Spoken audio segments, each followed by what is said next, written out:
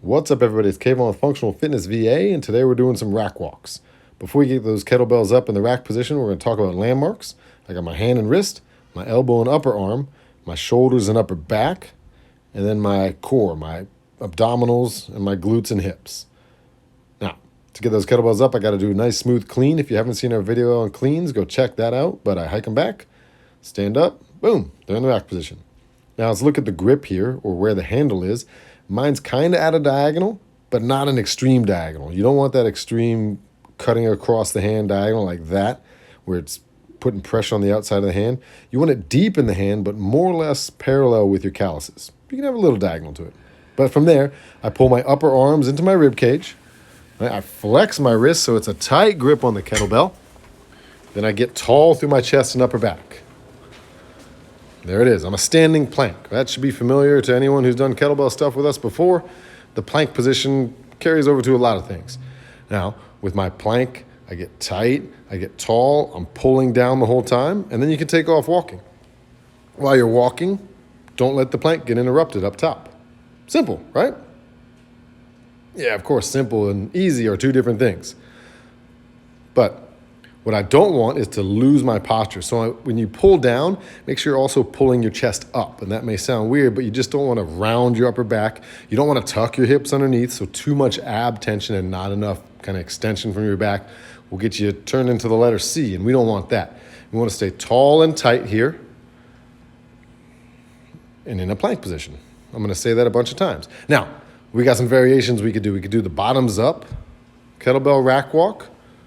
Bottoms up is going to be super tricky. It's going to be harder on your grip. All the same demands with the upper torso, the tight lats, the long spine, pulling it into your body. Your shoulders are working to keep them held up.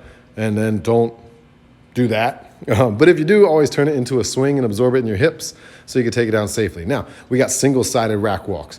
With the regular kettlebell position, the single side, you're pulled and tight, but don't pull yourself over. The kettlebell is going to want to pull you over, and don't do that. But also don't pull yourself over. You get too tight on that side, you'll pull yourself down, right?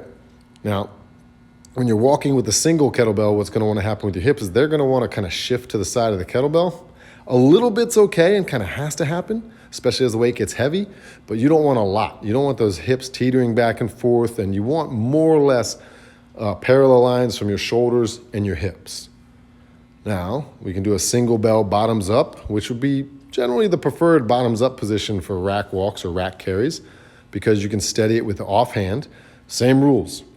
Tight grip, pull it into your body, your upper arm pulls into your rib cage. If you press it up a little bit, that's gonna smoke your shoulders, which might be what you're after, but just understand that's gonna work the shoulders much more. You pull it into your body, the shoulder doesn't have to be stuck on an island by itself.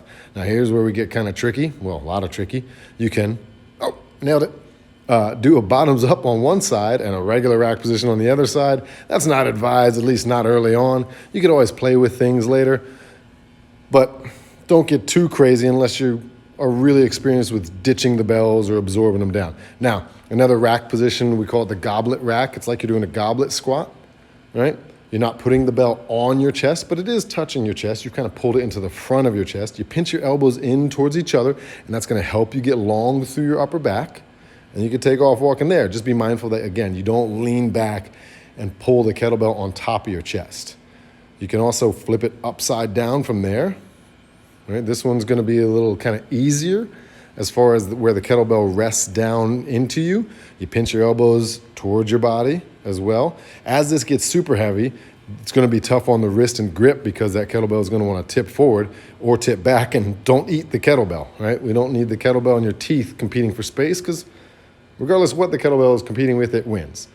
Regardless what position you're in, you want to be a walking plank or standing plank, marching plank, whatever type of movement you're going to do. Your upper body's planking with that kettlebell on board, or kettlebells, right?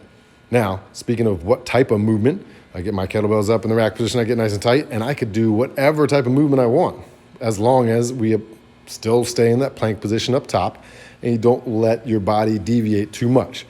If I'm doing some side marching or some side hurdle steps or something like that, there may be a little bit of shifting and leaning up top, but again, you want to stay tight. You don't want to lean to the side and be getting loose and letting the kettlebell drag you over.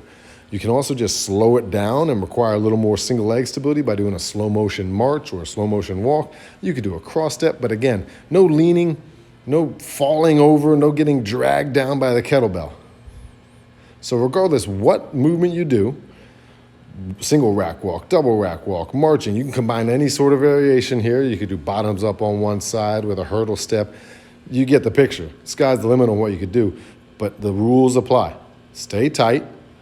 You got a moving plank, and then you can do whatever. Like this here is a rack walk on one side, farmer's carry on the other. Overhead walk on one side, farmer's carry on the other.